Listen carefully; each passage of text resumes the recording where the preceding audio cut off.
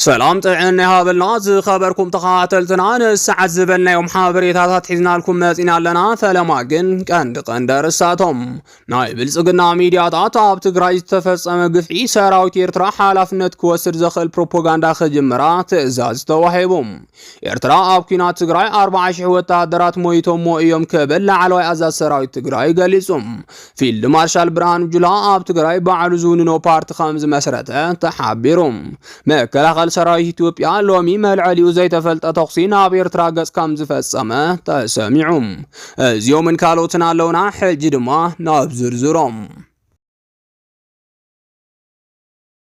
نايب الزقنا ميدياتات اب تقراي تفصمه قفع سراوت إرترا حالافنت كوسر زخل بروباغندا خجمرا تأزاز توهيبهم فولوطات درستن كوتاس كلهم ناي منغست دغفت زخونو فولوطات ناي ميديا سبات اب لعل شعبيا سفيح بروباغندا خجمرو صاوعيت قريب لهم علم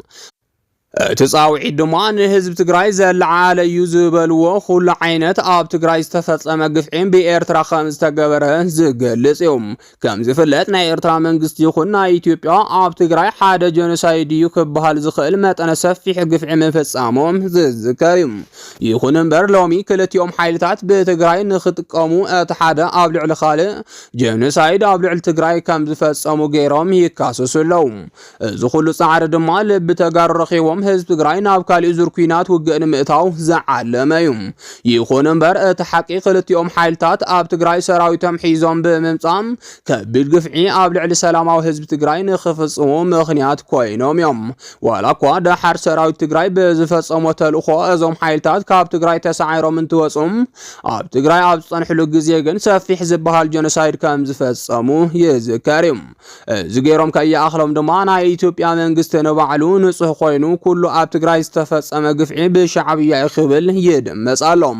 ነዚ ሓሳቡ ዝድግፉ ናብ ህዝቢ ፕሮፓጋንዳ ዘሰራጩ ፍሉጣት ሰባት ኣዳልዩ ናብ ተግባር ከም ዝኣተወ ድማ እንዳተሓበረ ይርከብ ብኻልእ ዜና ድማ ኤርትራ ኣብ ኩናት ትግራይ 40,000 ወተሃደራት ሞይቶም እዮም ክብል ላዕለዋይ ኣዛዝ ሰራዊት ትግራይ ገሊጾም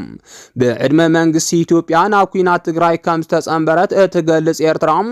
ኣብቲ ንኽልተ ዓመታት ዝቐጸለ ደማዊ ኩናት 40,000 ወተሃደራት ከም ዝሞትዋ ሓደ ሽሙ ክዕቀበሉ ዝመረጸ ላዕለዋይ ኣዛዝ ሰራዊት ትግራይ ንሚድያና ገሊጾም ኣብቲ ፈለማ ኩናት ዝተወልዐሉ ህሞት ሰራዊቱ ኣብ ኩናት ትግራይ ይሳተፉ ከም ዘለዉ ክሒሉ ዝነበረ መንግስቲ ኤርትራ ድሓር ግን መንግስቲ ኢትዮጵያ ብዘቕረበልና ዕድመ መሰረት ኢና ተሳቲፍና ክብል ተሳትፉኡ ኣረጋጊጹ እዩ ኣብቲ ብሰለስተ ዙርያ ተኸፊሉ ዝተኻየደ ኩናት ሙሉእ ዓቕሙን ኣኽቲቱ ዝተዋግአ መንግስቲ ኤርትራ ፈላፍል ዓዲ ዳዕሮ ጸሊሞይን ከባቢ ቀርሰበርን ሰራዊቱ ብበዝሒ ዝሞተለን ዓድታት ትግራይ ከም ዝኾና ምንጭታትና ሓቢሮም ብፍላይ ኣብ ከባቢ ዓዲግራት ዘጋጠመ ክስተት ብፍሉይ ዘዘንተወ እቲ ላዕለዋይ ኣዛዝ ሰራዊት ትግራይ ሓደ ካብ ኣዘዝቲ ወተሃደራት ኤርትራ ዝኾነ ብርጋዴር ጀነራል ሓድሽ ኤፍሬም ካብ ሞት ንሕንጢት ዘምለጠላ ኩነታት ከም ዝነበረ ጠቒሱም ስልያት ሰራዊትና ማለት እውን ሰራዊት ትግራይ ወተሃደራት ኤርትራ ብወገን ዛላንበሳ ብድሩዓት መኻይኖም ተጻዒኖም ናብ ማእኸል ትግራይ ይግስግሱ ከም ዝነበሩ ሓበሬታ በጽሒዎም ካብኡ ንድሓር ብዘይገለ ሓበሬታ ሰራዊትና ኣበጊስና ኣብ ካብ ዓዲግራት ኣድቢና ተጸቢና እዮም ይብል ናይ ሰራዊት ኤርትራ ስለያ ብዛዕባና ዋላ ሓንቲ ሓበሬታ ከም ዘይበጽሖም ዝተረዳእናም ኣብ ኮብራ ዝተሰቐለ መርሓዮም ንቅድሚት ገይሮም ጉዕዞኦም ቀጺሎም ብምባል ምዝንታው ቀጺሎም ሰራዊት ትግራይ ነታ ኮብራ ሓዲጎም ኣብ ልዕልነተን ንዓ ስዒበን ዝመጻ ወተሃደራት ኤርትራ ጸዓና መኻይን መጥቃዕት ከም ዝኸፈተ ዝገልጽ እቲ ላዕለዋይ ኣዛዝ ሰራዊት ትግራይ ወተሃደራት ኤርትራ ከቢድ ሰብኣውን ንዋታውን ክሳራ ዝተሸከመሉ ዓውደ ግኡ ኮይኑ ከም ዝተመዝገበ ሓቢሮም ምንጭና ብምቕጻል ኣቐዲሙ ምስ ዓጀብቱ ክሓልፍ እንከሎ ነቲ ድሓር ስዒቡ ዝመጽእ ሰራዊት ኤርትራ ከየንቅሕልና ኢልና ብዘይተኽሰ ዘሕለፍናዮ ኣዛዝ ሰራዊት ኤርትራ ብርጋዴር ጀነራል ሓድሽ ኤፍሬም ምዃኑ ድሓሪና ፈሊጥና ይብል ወተሃደራት ኤርትራ ብፍላይ ድማ ተወለድቲ ቤን ዓምር ዝኾኑ ኣባላት ሰራዊት ኤርትራ ኣብ ልዕሊ ሰላማውያን ሰባት ትግራይ ዘብጽሕዎ ጭካነ ዝተመልኦ ጽንተት ግዜ ዘይርስዖ ከም ዝኾነ ግዳያት ኩናት እውን ይገልጽዎም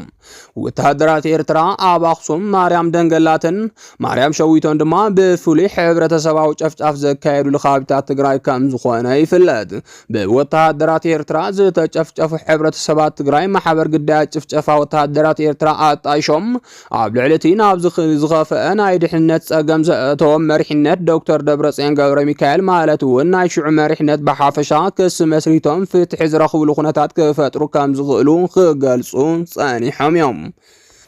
ወተሃደራት ኢትዮጵያ እውን በተመሳሳሊ ኣብ ትግራይ ከቢድ ጨፍጫፍ ሰላማውያን ሰባትን ጾታዊ ዓመጻትን ከም ዘካየዱ ዝፍለጥ ኮይኖም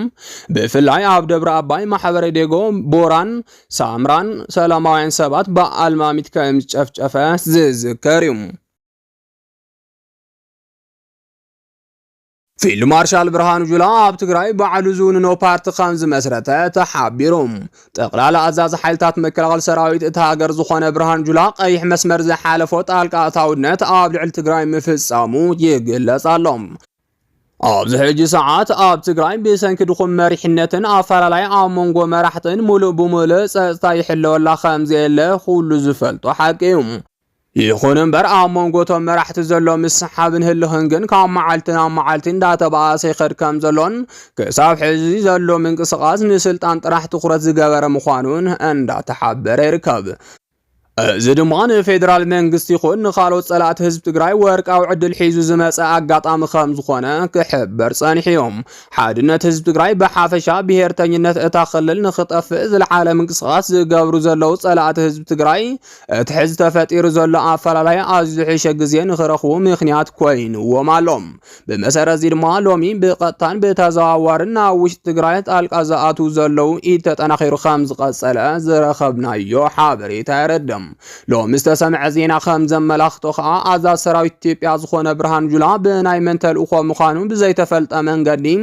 ንትግራይ ንኽርብሽ ዘኽእል ምንቅስቓስ ጀሚሩሎም። እዚ ምንቅስቓስ እውን ናይ ሓድነት ህዝቢ ትግራይ ዘሸርሽር ኮይኑ ነዚ ከም መሳርሒ ዘገልግሉ ፖለቲካዊ ፓርቲታት መስሪቱ ምህላው ይሕበር ኣሎ። ብመሰረት እዚ እውን ትንሳኤ ሰብዓ እንድርታ ዝተባሃለ ፓርቲ ኣብ ትግራይ ተመስሪቱ ከም ዘሎን ዋና መስራቲኦም ከዓ ብርሃኑ ጁላ ምዃኑን ካብ ክልል ኦሮሚያ ብዝወፀ ገንዘብ ኣቢሎም ድማ ነቲ ፓርቲ ከም ዝድግፍዎን ተገሊጾም። እዚ ፓርቲ ኣብ ግዜ ጀኖሳይዳዊ ኩናት ትግራይ ንኣብይ ደጊፎም ዝነበሩ ሰባት ብኣባላት ዝሓዘ ኮይኑ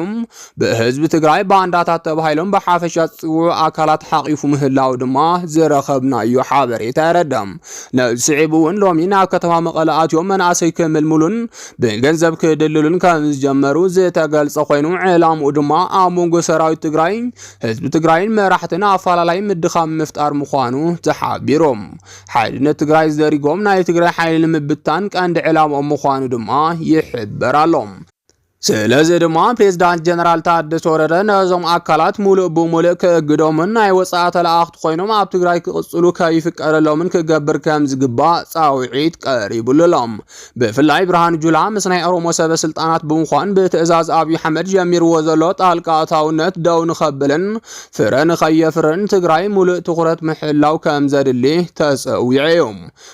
ምክንያቱ ድማ ብሹም ፖለቲካዊ ፓርቲ ሎሚ ትግራይ ዝተፈቀደሎም ናይ ባንዳታት እኽብካብ ጽባሕ ኣብ ልዕሊ ህዝቢ እንታይ ዓይነት ሓደጋ ከም ዘምጽኡ ንምግማቱ ዝኸብድ ስለ ዘይኮነ እዩ ይብሉን ብርክት ዝበሉ ወገናት። ጣልቃ ምእታው ስርዓት ብልጽግና ድማ ብትኹረት ክረአ ከም ዝግባእን ሎሚ እውን ኣብይ ኣሕመድ ብጉዳይ ትግራይ ድቃስ ከም ዝሰኣነን ዘመላኽት ይኽብሉ እቶም ብጉዳይ ትግራይ ዝሸቐሉ ወገናት ይገልጾም። ኣብዚ ሕጂ ሰዓት ኣብ ትግራይ ዘሎ ህልው ኩነታት ከቢድ ጥንቃቐ ዝደሊ ሃዋህው ምዃኑ ስዒቡ ድማ ጸጥታ ትግራይ ፖለቲከኛታት ትግራይ ነዚ ኣብ ግምት ዘእተወ ምንቅስቓስ ክገብሩ ተፀዊዑሎም። መከላኸሊ ሰራዊት ኢትዮጵያ ሎሚ መልዓሊኡ ዘይተፈልጠ ተኽሲ ናብ ኤርትራ ገጽ ከም ዝፈጸመ ተሓቢሮም። ኣብዚ ሕጂ ሰዓት ሰራዊት ኢትዮጵያ ብኩሉ ግንባራት ምድላው ይገብር ምህላው ክሕበር ጸኒሑ እዩ። ብፍላይ ሎሚ እቲ ሃገር ብኩሉ ዘዋስንዋ ድንበራት እዚ ሃገር ሓያል ዝኾነ ወተሃደራዊ ምድላው ትገብር ምህላዋ ክቃላሕ ጸኒሑሎም።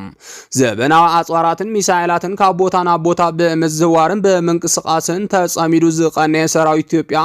ሎሚ ምክንያቱ ዘይተፈልጠ ተኽሲ ናብ ኤርትራ ገጽ ምጅማሩ እንዳተገለጸ ይርከብ።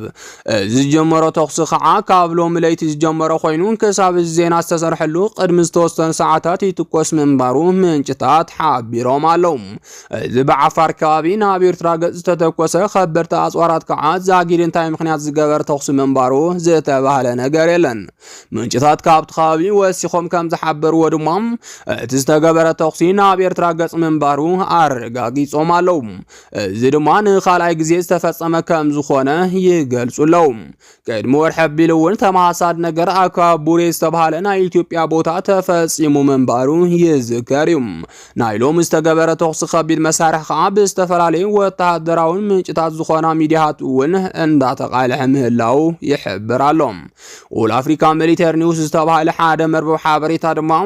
መከላኸሊ ሰራዊት ኢትዮጵያ ናብ ኤርትራ ገጽ ተኹሲ ከቢድ መሳርሒ ከም ዝፈጸመ አረጋጊጹሎም ቀደም ክብል ኢትዮጵያ ኣብ ዓፋር ክልል ከባቢ ቡሬ ብርክት ዝበሉ ሰራዊት አቀሚጣ ከም ዘላ ዝሓበረ እዚ ሚድያም ኣብዚ ከባቢ ዘሎ ብኣሽሓት ዝቁፀር ሰራዊት ድማ ኣብ ቀረባ ርሕቀት ዓሰብ ከም ዘሎን ሙሉእ ናይ ቴክኖሎጂ ኣጥዋር ከም ዝተዓጠቐን ኣዘኻኺሩ እዩ ኣብ ቅድሚ ሰራዊት ድማ ብርክት ዝበሉ ናይ ሻዕብያ ሰራዊት ብኣንፈት ዓሰብ ዓሪዶም ከም ዘለው ወሲኹ ሓቢሩሎም ብኣሽሓት ዝቁፀር ሰራዊት ክልቲኡ ሃገር ኣብቲ ድንበር ምዕራሮም ስዒቡ ድማ ንብዙሓት ሰባት ስጋት ፈጢሩሎም ምጽንሖ እቲ መርበብ ሓበሬታ ገሊጹሎም በዚ መሰረት ድማ ሎሚ ካብቲ ከባቢ ሓደ ዘደንግጽ ዜና ተሰሚዑ ኣሎ ክብል ነቲ ዝነበረ ተኹሲ ከቢድ መሳርሒ ከም ዝገልጾ እንዳተሓበረ ይርከብ ዜና ከዓ ሰራዊት ኢትዮጵያ ናብ ሎም ለይቲ ዘውግሕ ተደጋጋሚ ተኹሲ ከበድቲ ኣጽዋራት ከካይድ ምሕዳሩ ምሕባሩ ስዒቡ